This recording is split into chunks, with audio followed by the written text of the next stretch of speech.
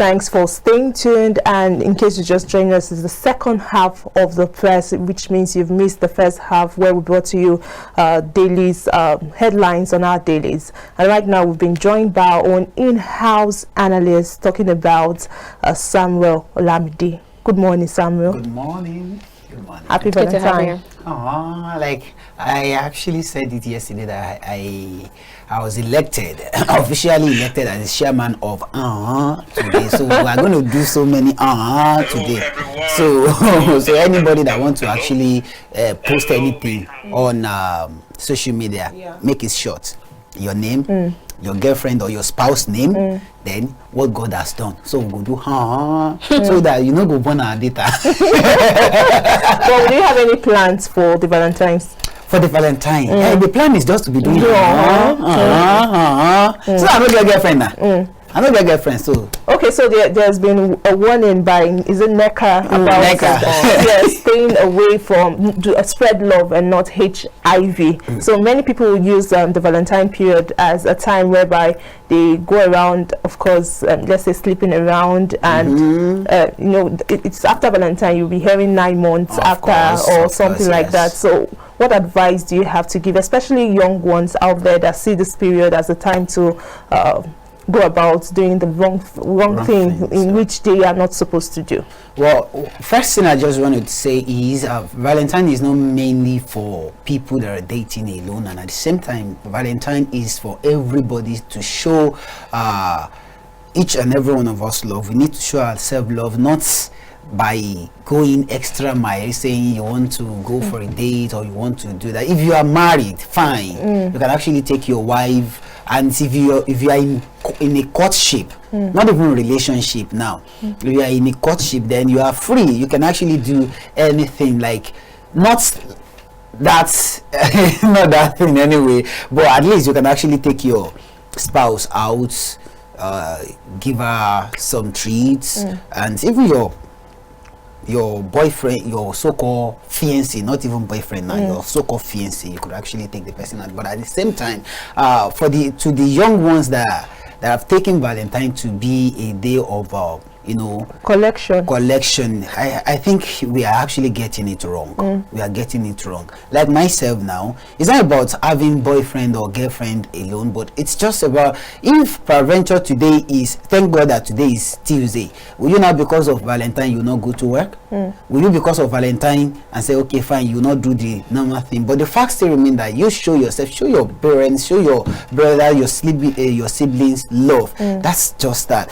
But for you to go extra mile by going into someone's house, someone's son's house, or just going somewhere that is not even someone's house, son's house. Why not someone's daughter's house? I don't, that one is actually it's not really common, but going to someone's son's house is always common. It's always common. It's always common because you people like collections. Which people like collections? Your gender now. What gender? Like, are you being patriarchal here? No.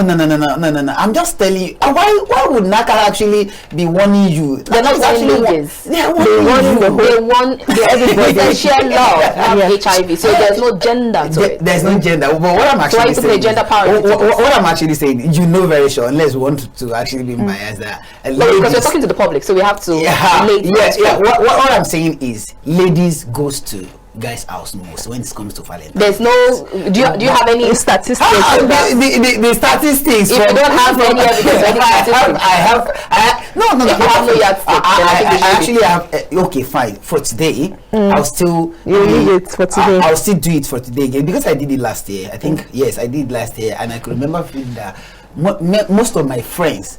Most of my men actually took their girls out, and the meeting point is someone's son's house. Okay, because your circle of friends took ladies out doesn't mean that it's relatively if you actually want to take because I've seen some guys that would come to the ladies' house and not the other way around. So if you see any guy coming to the ladies' house, then you know very sure that the guy is actually coming to do banana. Oh, really? I'm not Fani-Kayode. I want to sleep over. No, not to even sleep well, let's leave it at that. Let's take a story. What is more trending on most of our dailies, which is why elections won't hold in 214 polling units. This is where INEC Chairman Mahmood Yakubu yesterday met with some political parties to of course, preparation for the elections, and he made a statement that elections won't be holding in 214 polling units, although there have been so many conceptions or misconceptions about the reason why. But according to Mahmood Yakubu, it is because those there are no voter registrants from those polling units. How do you react to this? Well, when you check very well what is actually going on, what is trending in political atmosphere now, you see that many things has been going wrong.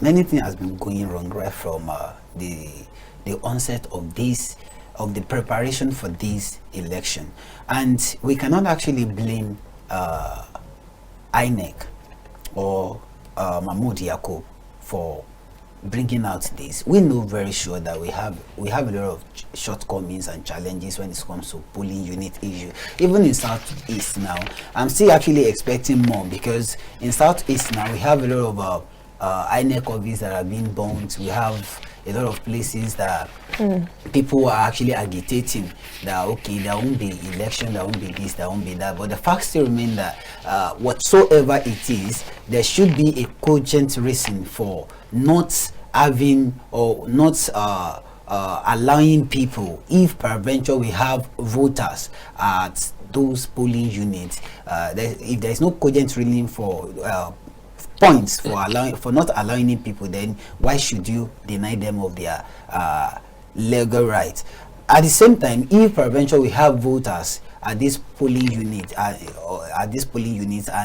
you know very sure that you can actually divert them to other polling units, then that means you could actually do that to save them, to make sure that they fulfill their obligation as a citizen of Nigeria. And at the same time, I want everybody to know that whatsoever INEC will be doing now, everybody is watching, not only Nigerians.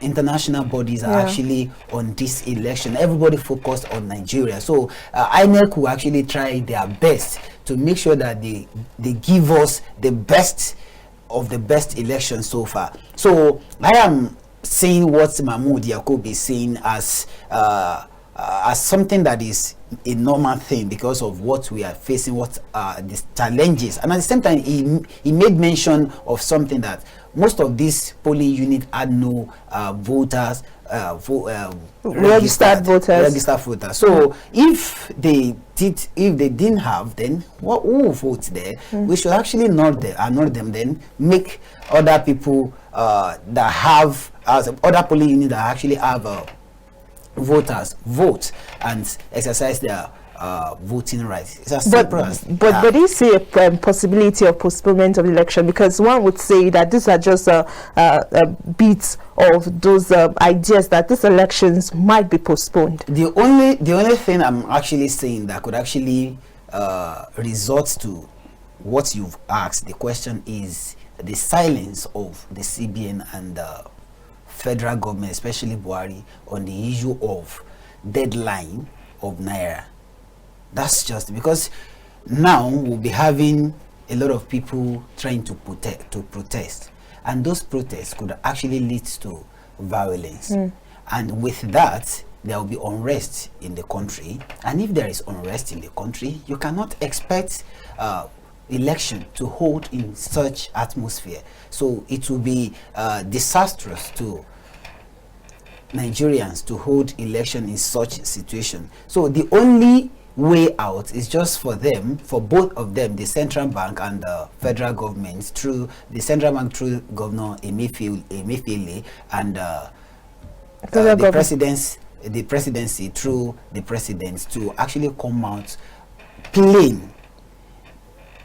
Is the deadline observed? Fine. If yes, has the deadline been observed? Rather, yes. If yes, let us know, because we have a lot of banks that are not actually collecting the old notes now, and we have supermarkets. You could actually even see filling stations. Filling station. You could actually see the example in I think in is it Kaduna or Kano, where Ganduje actually Ganduje said they should go and lock a particular supermarket because they refuse to be collecting the old Naira note. And why is that happening? When Supreme Court had actually give a verdict and the federal government is not yet following that verdict by announcing whether the deadline has come to stay, or we've actually postponed the date to another date. And at the same time, we have a digress of tongue from the central bank governor, which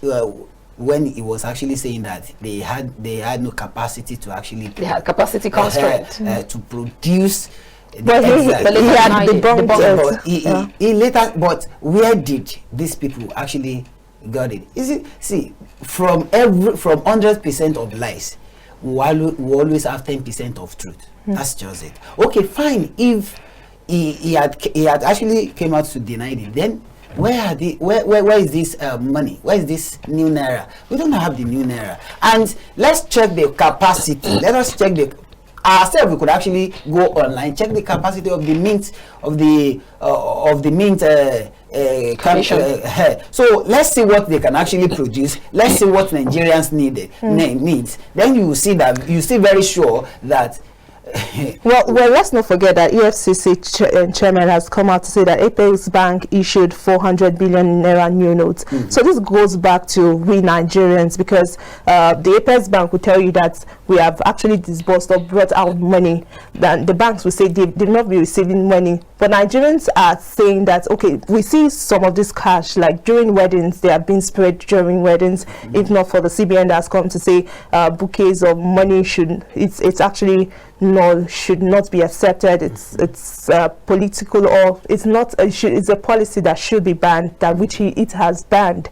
And we're seeing Nigerians having some of this money. I was fortunate to be in a place where someone had called someone he knows on phone and say, "Can I get like 2 million Naira new notes?" The person said, "Okay, give me 15 minutes." So this money is there, but we, the poor, or the poor masses, are not seeing it and making it hard for them to even leave or buy anything. I happen to have suffered an issue because of the new Naira notes coming to work the other day. So don't you think that it is not an issue of whether the central bank, the federal government, but Nigerians who are hoarding and selling this money? Well, the other thing I want you to know is there is this adage in Yoruba language that says "Idigogo lankaji yale agoloyato." That means this thing happens everywhere. It's just that it happens in a different shape. So if peradventure the central bank had produced enough money, believe me sincerely, we said, central bank actually said that he had retrieved over close to 2 trillion naira. Fine. Over 2 trillion naira rather. Now, and the printed new notes is not even up to 1 trillion naira yet. So if you've retrieved over 2 trillion naira and you've not even printed up to 1 trillion naira, then that means there will be shortage no matter what. Even if at all these people are actually selling it, if banks do not have old notes, would they be given old notes? No. That means banks, you allow banks to actually be keeping old naira notes. If they are keeping it, if there is old naira notes in any bank's fraud, then that means there should be a reason behind keeping such notes.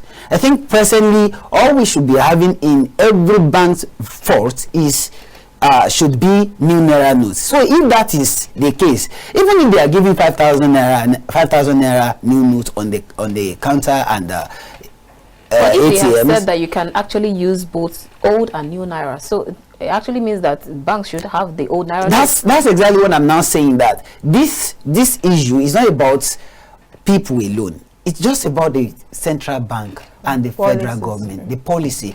I think when I was on this show the last time I said something, I proposed a particular policy, and that was what a shift in policy rather, and that was what the central bank governor later came out to actually profess when he was with the senators. But the fact still remains that since you know that you are not prepared for this policy, why implementing the policy? The policy is giving us the issue. Even if at all you want to do so, you should have put some things in place in which the bank managers will not have power, or as in will not have 100% power on whatsoever new naira notes you disburse to them. Now imagine 259 million naira being found in the one banks like bank like that in Abuja. Imagine a particular manager ordering 29 million naira new notes. So what has been the consequences of doing or ordering this new naira note? We've not had anything. All we just heard is a bank manager did this, a bank branch did this. So if peradventure you have tried all your best to put everything in place before you implement such policy, then we will not be facing these challenges that we are facing. And now, let me hold your thought there. Let's take this caller. Good morning. Good morning. What's your name and where are you calling us from? Hello? Can you turn the volume of your TV set? What's your name and where are you calling us from? And what's your name? Well, continue with the lost that call. So what I'm actually saying is central bank policy is good. The time of implementation is even not even wrong alone, totally not accepted. Apart from that, there is no preparation for such policy to be implemented.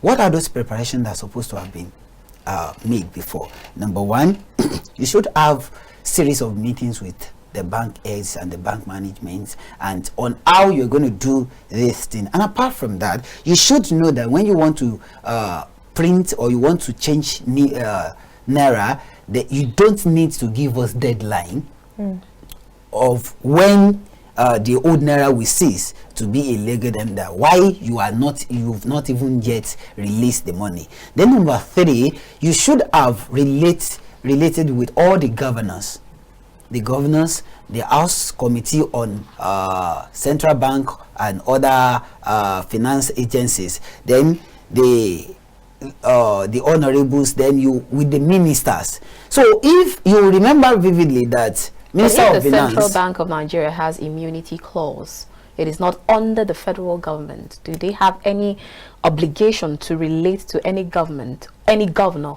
or House of Rep member before they roll out their policy? No, that's not right. But this is democracy.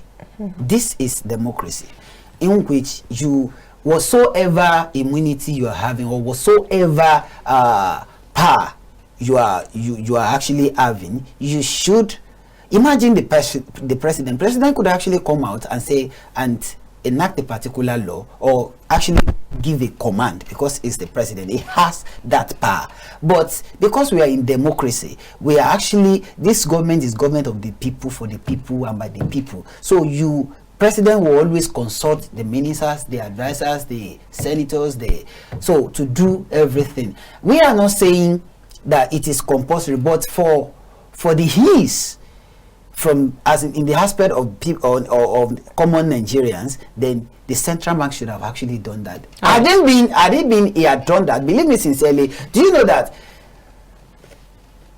either the senators, the representatives, the governors will have actually will have given a lot of advice that will actually help the central bank itself to ease the issue, the problem that we are facing. Some of the senators, have they been able to give advice to even face, to buffer the problems of or their challenges of their own state? You are actually thinking that way, but I am telling you the truth because we have economists amidst them. All right, let's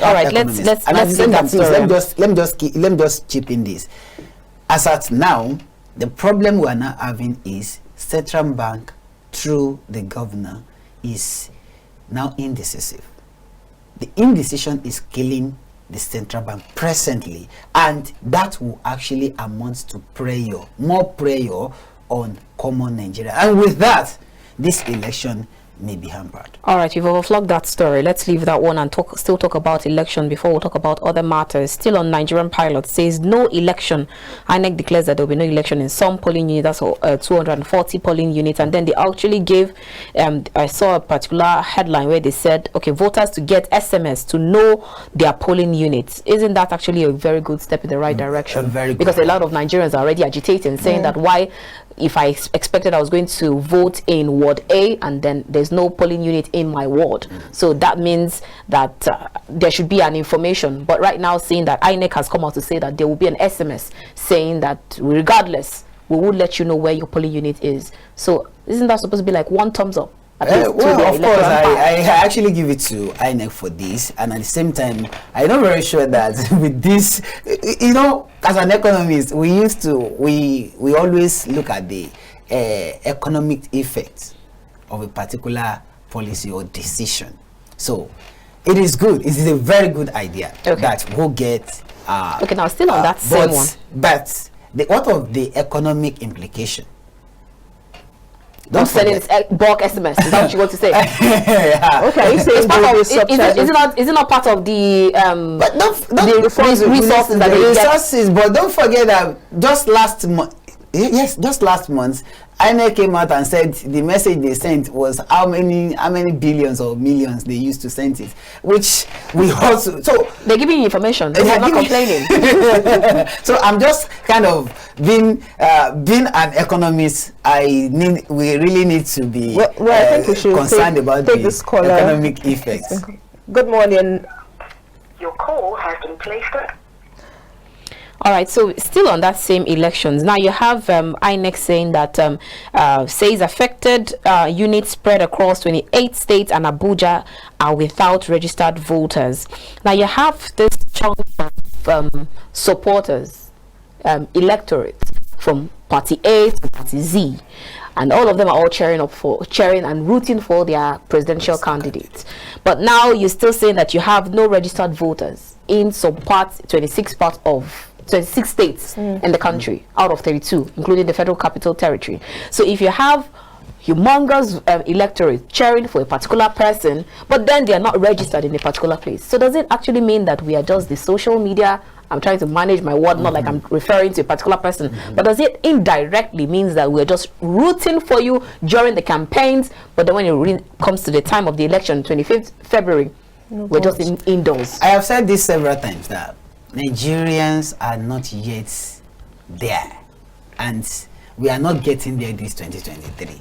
I said it. I actually give it to Nigerians for coming out en masse to register for their PVC. Fine, it's a good idea, but the fact is our mindset is still not yet changed, and that is why I keep saying that this 2023 is just a process for us. It's just a time for us to look inward to make sure that by the time 2027 will actually come, we will know exactly what we are doing. Forgetting about this alone, you see a lot of people that are having their PVC and they'll be telling you, me coming out on the day of the election. No, I'm not coming out. And this same person, this same set of people are the one actually rooting for their presidential, their senator, their governorship candidates, and but the fact is, it's a good idea that many people came out en masse. We have people coming out en masse to register for their PVC, but we have a lot of people that will not even get their PVC, that will not even collect their PVC. Talking about even the students that were at home then while they were registering during the registration, but now are in school, unless otherwise the INEC could actually give them. Actually, I saw a report saying that Polytechnic should be asked to go back home. Well, what about Monotechnic? What about all the universities? All the universities. But NUC actually said they are not ready to release these students. The issue is just that we have over 1 million students who registered for their PVC, and they will not be able to vote if they are not being released. And after being released, is INEC ready to give like 2 days or 3 days for these students to actually go to the INEC office or whatsoever points they will be able to collect their PVC and collect it? I don't think so. And if they can actually do that, it will be good. Now, back to what we were discussing. The question I want to ask INEC is, how would we have this, in fact, 240, how would we have such polling units without voters? Okay, why would INEC create a particular polling unit without having, or without a future site of people to be registered in such polling units? And why would these people, do you know that we have polling units that have over that have more than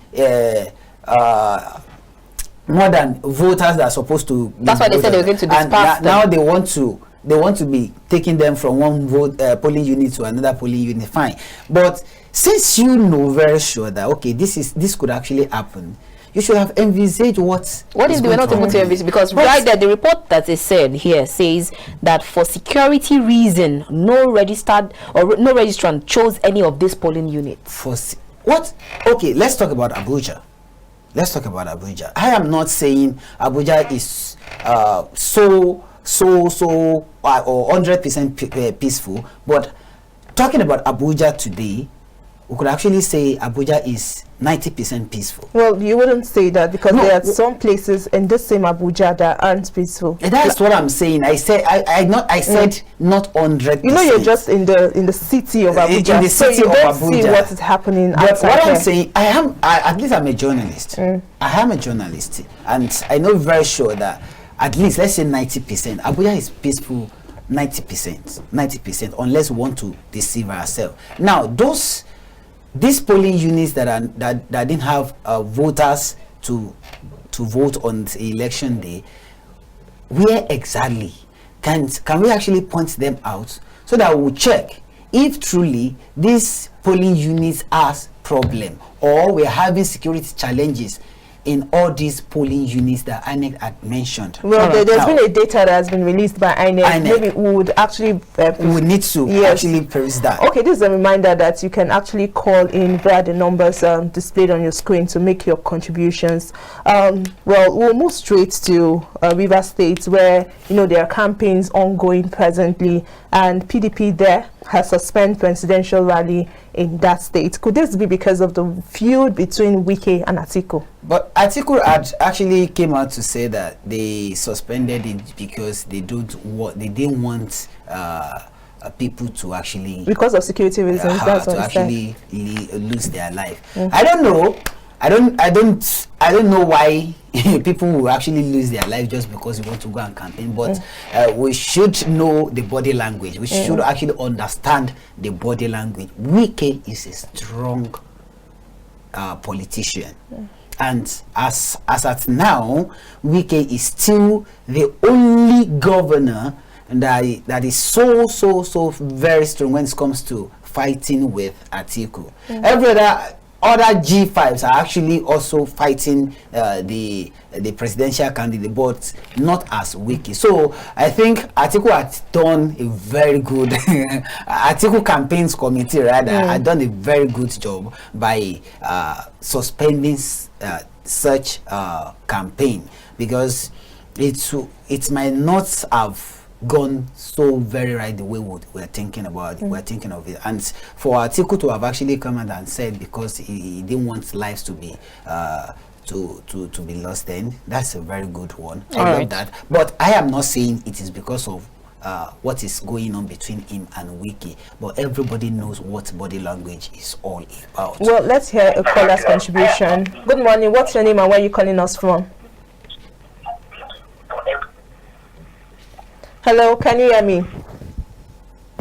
Oh, lost that. All right, let's take last comment. Your last comment from another report on the Daily Daily Sun says Fani-Kayode to DSS, I goofed on Coup allegation.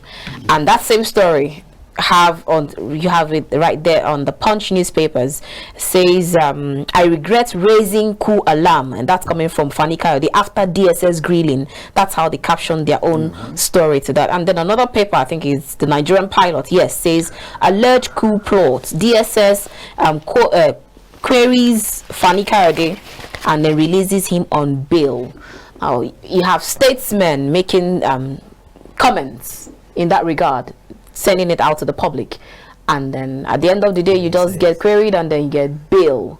But some other persons make some comments. You recall what happened with the youth that made a comment that the cyberbullying, like it was captured on President Muhammad Buhari's wife, and all that happened and all that transpired. Does it actually mean that the law is for everybody, or for some people but not for everybody? Well, with this, all I just want to actually say is Fani-Kayode, actually, I don't know, I'm actually disappointed, because why would you raise an alarm that you're not being sure of? Why would you just say anything that you cannot defend? Why would you just come out and you know your status, you know whom you are, you know that whatever you say matters to so many Nigerians, not only Nigerians. We have a lot of people that are following you on Twitter, on Facebook, we have people that take advice from you. We have people that are looking up to you. We have people that will actually say, okay, fine, whatever this man says is actually the truth. So why would he just come out and say what is not, when you know very sure that you won't be able to defend it?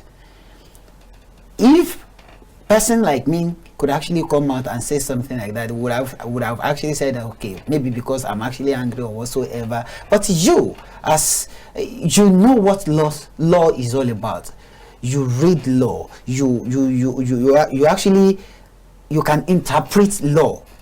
So you coming out to give a particular statement, and because of DSS, because you are being grilled now, then you now said you regret it. So regretting your statement, that's exactly what I'm actually not even going by, because for me why make the statement first? Why make this statement for me, why did you in the even first at place this time? Because what do you know that statement could have actually caused a lot of things if not for the intervention of DSS. People, you actually engulfed a lot of people with fear, panic. People will be like, for this man to have said this, that means something is cooking somewhere. Like you will say, there's an iota of truth to everything. And everything. So, but even though the DHQ has actually come out to say that that's a stain on their uniform, and it's all shades of wrong. Of course. But for me, I think Fani-Kayode should actually apologize to Nigerians. Not only saying you regret, you should apologize to Nigerians that you're sorry, because whatever you cannot defend, you shouldn't even utter such statements. All right. Let's take the story on the Daily Trust, where about the election still, you're being watched. Buhari tells security agencies, Odua agitators, IPOB bandit activities, threats to polls, says IGP. Well, it's election time already, and on the 25th of February, people are expected to go to this polling units and vote, hoping that there will be security measures put in place to protect the lives and properties of citizens. So do you see or foresee an election that is actually not marred by insecurity? Yes. With the preparation of security agencies now, I think I am actually hoping that this forthcoming election coming next week is going to be a better and a secured one, because I think almost the IGP had actually ordered the commandants, the inspectors, the AIGs to make sure that the security in their states, in their local government, and their respective communities being tightened, so that we wouldn't have a loss of life. There is just a single soul, and even if at all we're going to have issues, I think with the preparation, and if not marked, then we should have a safe election, and an election that is going to be free, fair. That is if and only if the security agents are not going to be used by the politician again, because you know, anything could actually happen in Nigeria. But personally, with their statements and the commitments and their actions, I think, and I'm hoping for an election that is not going to be marred by security challenges. All right. Thank you so much, Dr. Olamide. It's been a wonderful time having this discussion with you. Thank you. It's nice having you join us. All right, viewers, that's where we end this segment of the show as we move straight to a social media trend, a social media corner, to get some trending videos from social media. But before we go straight to social media trend, here's some housekeeping announcements. Says 2023 general elections is definitely here with us. So if you've not gotten your PVCs, or if you have gotten your PVCs and you are ready to fulfill your constitutional right, then KAFTAN TV is calling on all voters to share the eyewitness account as it happens at your polling unit. Now, to participate, send videos with your name, your polling unit, and 100-word story telling us what exactly happened. Send all of this to 2023 elections at kaftan.tv. All together, no spacing. 2023 elections at kaftan.tv. That's it. Let's take some stories from social media trend. As with this controversial Naira swap, you have a particular man who is an elderly man who is in crying right there in the bank, or who was crying inside the bank, saying that he needed to collect cash. He has his own money, but he cannot collect cash because he's hungry. He needed to feed. And on the flip side, we have another story of where you have some Nigerians who are sleeping in ATM points as early as 3:23 a.m. in the morning. We'll take those two videos and we'll come back to get more on social media trends.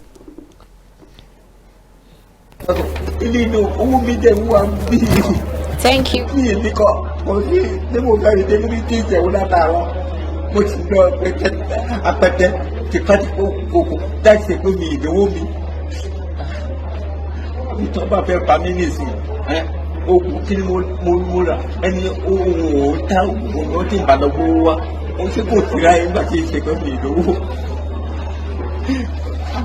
I think 800 80 something to my back, So sorry, sir. Bóyá kẹ́ béèrè fún ATM card báyìí, tán bá lè fún yín.